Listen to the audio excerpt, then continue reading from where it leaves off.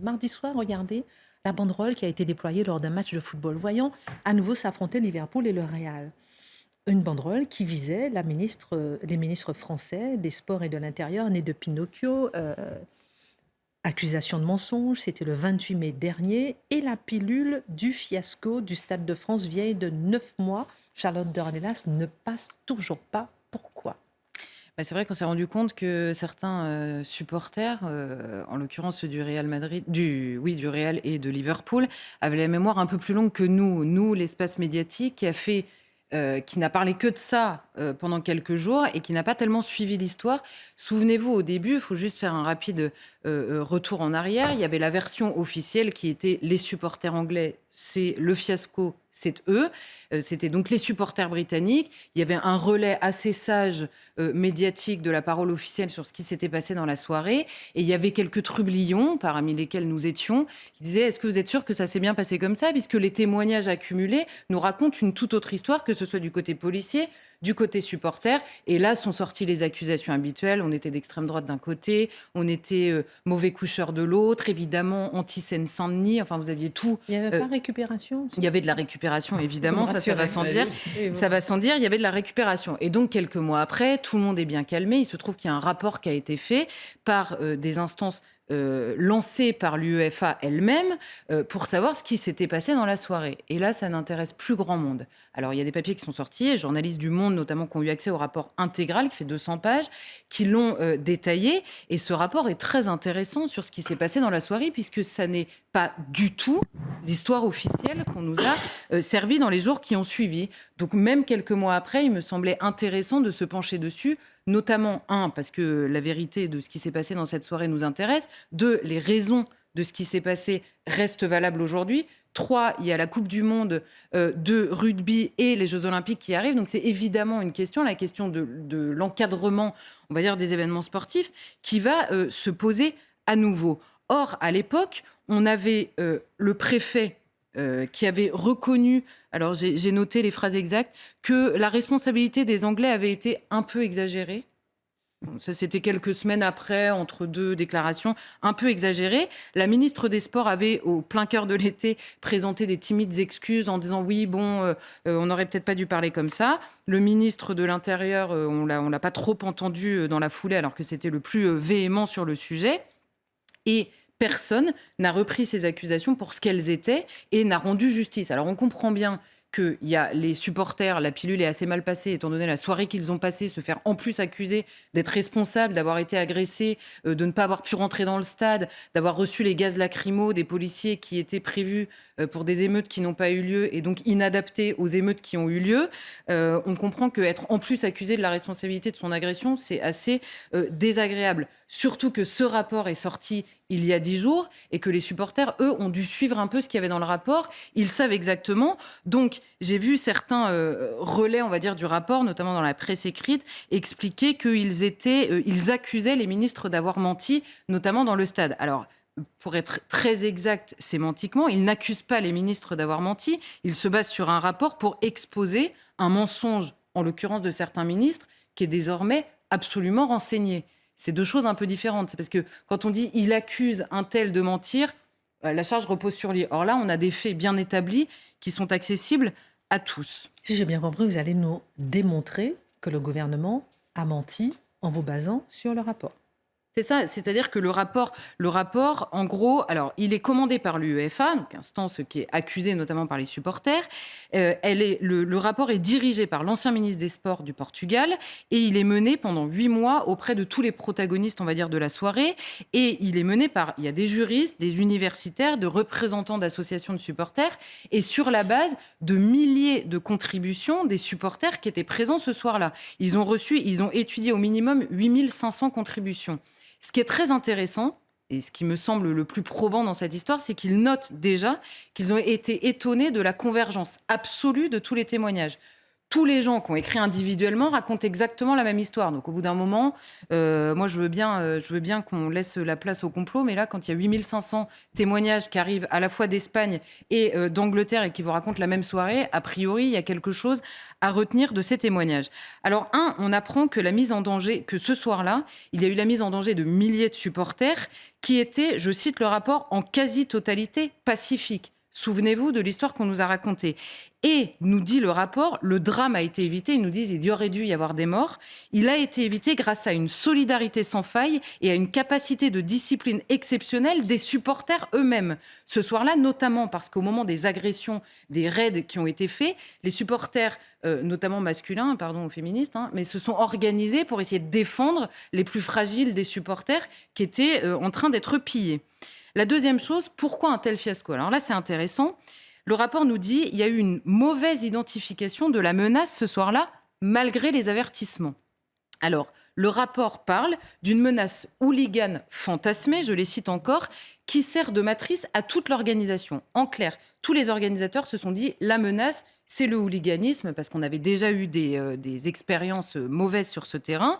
Et donc, tout le monde s'est focalisé là-dessus. Sauf qu'on avait une note de la délégation du Conseil de l'Europe en France qui nous disait, je cite encore, qui pointait les violences systématiquement commises par des bandes de délinquants à l'encontre des supporters étrangers en visite. Vous ajoutez à ce constat-là, dans plusieurs événements sportifs, le lieu de ce match qui était au Stade de France et donc en Seine-Saint-Denis, c'est insulter personne que de constater factuellement qu'il y a une surdélinquance dans ce département-là. Donc vous ajoutez cette note du Conseil de l'Europe, en plus vous faites ça en Seine-Saint-Denis, la menace du hooliganisme, pourquoi pas, mais c'est évidemment pas la seule normalement que vous prenez en compte.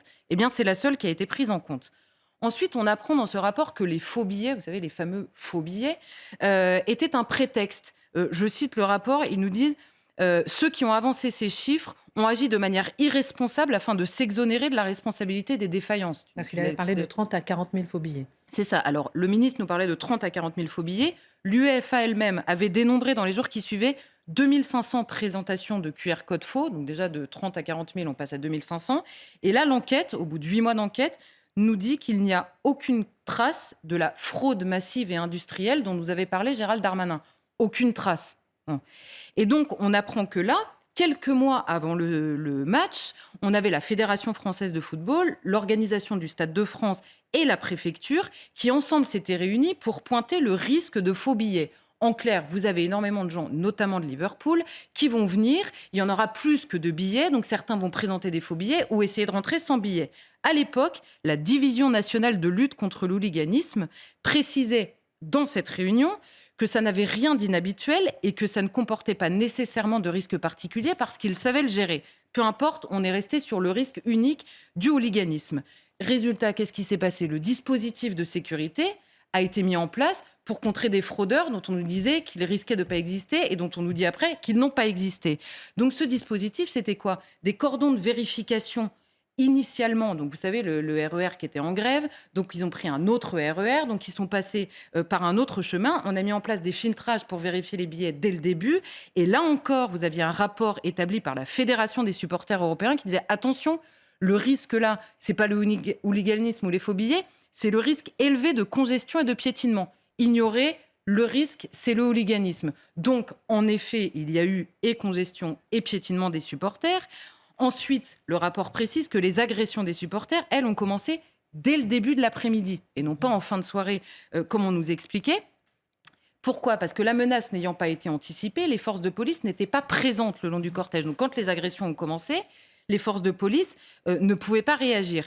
Et lorsqu'il y a eu les premiers affrontements avec la police qui a fini par arriver, le stade, ayant peur des fameux faux billets, a fermé l'entrée dans le stade. Donc vous avez à la fois les gens qui arrivent, qui se pressent contre le stade, la police complètement débordée par les agressions parce qu'elle arrive trop tard, qui envoie les gaz lacrymaux, et au milieu, les pauvres supporters avec leurs billets qui sont pris dans l'étau. La dernière chose que l'on apprend, les fameuses tentatives d'intrusion dans le stade, qu'apprend-on dans le rapport? Parce qu'en effet, il y a eu des tentatives d'intrusion avec ou sans faux billets. Eh bien, ce sont les mêmes délinquants qui agressaient dehors. Et là, je cite un représentant de la Fédération française de football présent qui témoigne dans ce rapport et qui dit « Ils étaient prêts à en découdre, ils ne craignaient pas du tout la police. » Alors nous, on les connaît un peu, hein. Ils ne craignent pas du tout la police, ça c'est sûr. Observe donc cet homme. Les policiers ont utilisé des gaz lacrymogènes parce que c'était la seule solution pour les éloigner des clôtures. Donc ça n'était pas adapté, évidemment, parce que les policiers étaient là pour les faux billets et non pas pour les agresseurs. Et enfin, après le match, comme l'idée c'était le hooliganisme et l'intrusion des supporters avec des faux billets, les fameux supporters britanniques, eh bien la police anti-émeute a été placée dans le stade, puisqu'on risquait l'envahissement de la pelouse. Donc sur le chemin du retour, nous apprend-on, les supporters ont été de nouveau agressés, dépouillés et molestés. Et là, encore une fois, les témoignages des supporters, c'est que c'était l'horreur absolue, que jamais dans leur histoire de supporters, ils n'avaient eu à vivre ça. Et alors, je vous cite une citation citée dans Le Monde qui dit précisément que c'est extrêmement crédible dans la mesure où ça se répète sans cesse dans les témoignages. Une expérience terrifiante, 400 mètres d'enfer avec tout le monde qui court pour sauver sa vie et pas un seul policier ou pas un seul policier qui intervient. Voilà la soirée qu'ils ont vécue. Vous comprenez que les accusations du ministre, en effet, elles passent mal. Une mauvaise préparation, une mauvaise gestion, des mensonges. Est-ce qu'il faut s'inquiéter pour les événements à venir?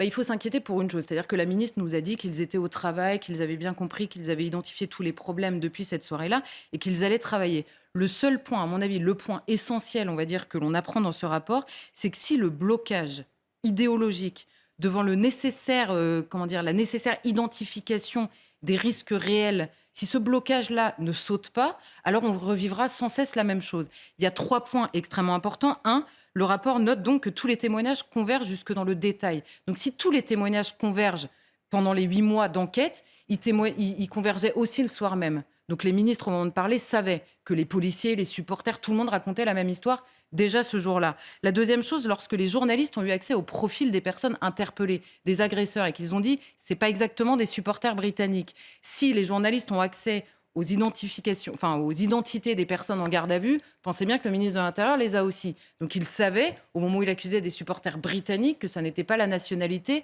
en l'occurrence, des personnes qui étaient en garde à vue. La troisième chose, le rapport s'attarde aussi sur cette fameuse suppression des caméras de vidéosurveillance. Suppression des caméras à l'intérieur du stade, vous savez, qui sont gardées pendant 8 jours. Et le rapport dit, pendant 8 jours, aucune des autorités devant le fiasco n'a pensé à garder ces caméras. C'est étonnant. Et la deuxième chose, c'est que les caméras extérieures qui existent sont-elles entre les mains de la justice aujourd'hui? Et vous voyez que parfois, le politique veille à ce qu'il n'y ait aucune fuite dans les affaires judiciaires. Personne n'a eu accès, même pas les commissions parlementaires françaises, n'a eu accès à ces vidéos qui sont entre les mains de la justice. Donc si nos responsables politiques sont prêts à affronter la dure réalité de la délinquance qui a eu lieu ce soir-là et des errements qu'il y a eu, des manquements graves, je cite juste la dernière phrase dans le rapport, ils nous disent « c'est une erreur de jugement si calamiteuse qu'elle dépasse l'entendement ». Dépasse l'entendement, le seul moyen de dépasser l'entendement, c'est de se bloquer par idéologie, donc d'ignorer absolument la réalité avant, pendant et après.